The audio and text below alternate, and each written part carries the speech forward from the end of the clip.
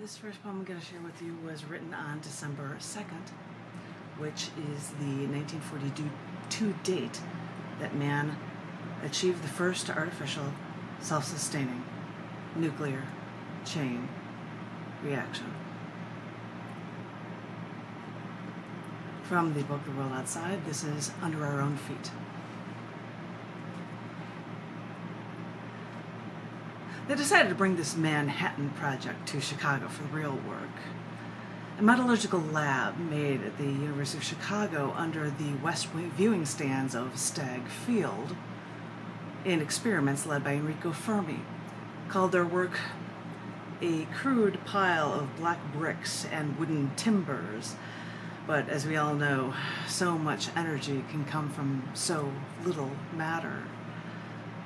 So they used the sunken pit that used to be the rackets court, but now they use it to smash more than tennis balls and reach nuclear criticality in their chain reaction in such a populated area safely. For these were scientists taking every step they could to be sure nothing could go wrong, and they even toasted from paper cups with their shared bottle of Chianti for a job well done. I've walked through those forest preserves, even touched the marker that commemorated the world's first nuclear reactor. My colleague would ride his bike along those trails until one week it was chained off for wildlife study, though he knew it really was for radiation cleanup. I think of what we do to ourselves, to the world, and wonder how sometimes the strangest events, the strangest horrors, and the strangest discoveries may all be under our own feet, and we don't even know it. Oh, ladies and gentlemen, boys and girls, these are poems that I am reading from the September to December 2021 issue anthology of cc&d magazine. It's titled The World Outside.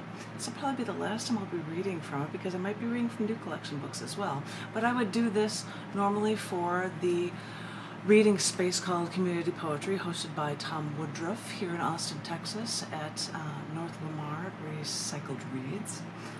Because it's not going on, in homage to that, I'm doing these readings during this 1 to 3 p.m. time frame, like I would with him when we were there. This next one, is titled From Visiting Pristine Places on the Planet. It was compiled on the 4th of December, written on and for Wildlife Conservation Day. And these are altered additional writings from a poem that was first written in Antarctica by Whalers Harbor, which is kind of cool. But that's where you get to nature like that, you think, I want to share, and that's where this came from. This is from Visiting Pristine Places on the Planet. When I was young, the world was the size of a thimble, and all I needed was my own backyard. But on my own, I was only a dot in the universe. So I traveled.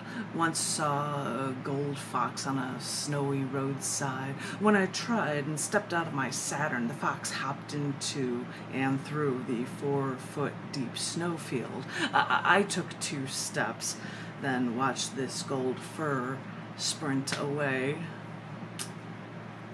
Then after retracing Darwin's steps at the Galapagos Islands, I stopped near the crisscrossed, overlapping sea lions napping, so I could contemplate natural selection.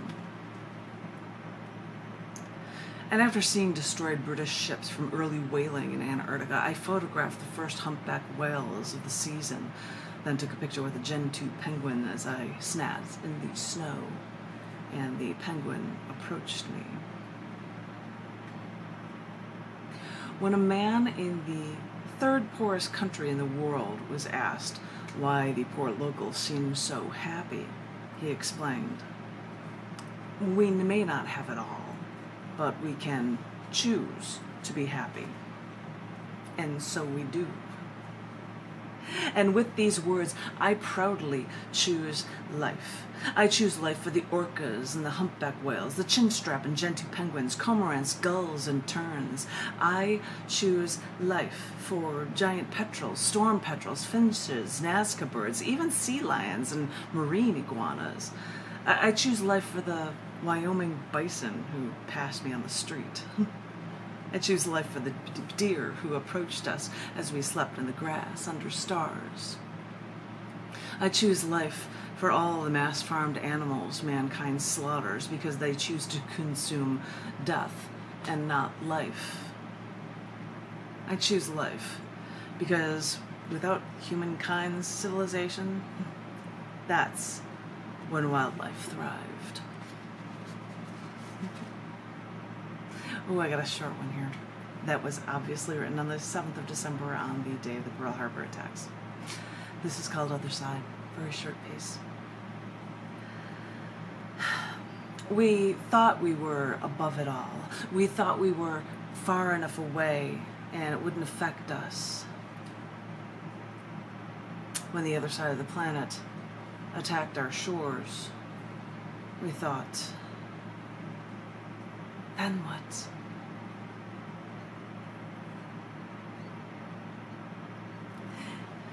As I said, it's a short one. That was at the end of the page, so I get to flip the page. This is titled, Ornaments from My Childhood, and it was written on the 8th of December on National Christmas Tree Day. So, hope you enjoy it. It's Ornaments from My Childhood. The one thing you cannot forget is the tree. I was just a little kid, and we would sit around this tree in the front room. That Christmas tree looked so tall, so powerful, monstrous, made out of metal, metallic green with hints of blue through it. It glittered just standing there all by itself. Still, we put all sorts of lights on the tree, and we had all these old silk-spun beaded ornaments that my sisters made back in the day. And this tree, no matter your religious affiliation, was beautiful. In the huge window in the front of the house with snow falling, it made it an annual postcard moment, really. To this day, I put up a tree, artificial. I know, but it's all I know. People only like the smell of a fresh-cut tree in their house, but I never understood wanting to be festive by cutting down a tree. I'd rather let things live. This is a season of giving and sharing, and to me, destruction has no place here, or anywhere. Now I fill my tree with white lights and glass ornaments. It almost looks like a sparkling bubble bath. But I kept some of those old silk-spun ornaments from my childhood to remember what the holiday was, but to also remember that for some reason, no matter your religious affiliation, the Christmas tree will always glisten and will always mean so much to me. I thought I'd share that one with you. I think I'll share one more poem with you in this. Oh, yay. One more poem, and then I'll close out, and then we'll go for another reading from maybe another collection book. This is the last poem I'm going to read from The World Outside, cc&d September-December 2021 issue collection book. And this poem I'm going to share, is titled Knew the Word. And it was written on the 3rd of December for the 1818 date that Illinois became the 21st state in the United States of America. This is titled, Knew the Word. Did a man from my very distant familial past know what he found, discovering this rich land with so much to offer? Did he know what he took from the people who knew this land all too well? Whether he knew or not, we remember those once holders of this sacred land. The Algonquin-speaking tribes native to this land knew that the word Illinois really meant tribe of superior men. I cannot speak for what any ancestors did to you, but just know that I, personally, hear your words know your meaning and will honor this land as if it has always been my own.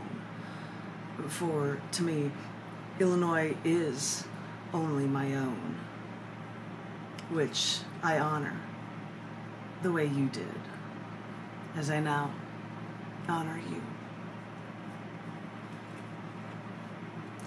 Ladies and gentlemen, boys and girls, that was the last time you will hear me reading from this cc&d September to December 2021 issue, a collection book anthology titled The World Outside, which, if you could see, it is a lot of snow going into a house, because that's what wintertime can be like, right? Ladies and gentlemen, bats and goyles. If you want to know anything about this book, you can go to Scores.tv and cc&d to check it out. You can do a search for it on Amazon. There are a lot of cool writings in this. I can only share little bits and pieces of it. So you're always welcome to check out this book whenever you would like. I hope everyone is remaining safe right now as we're starting to open up once again. Who knows, we might be able to get up to this open mics again. And I hope everyone's remaining creatively inclined. If you can be vaccinated, I hope you have been. We are all remaining safe. And thank you guys for listening. I look forward to hearing from each and every one of you very, very soon. Thank you all so very much.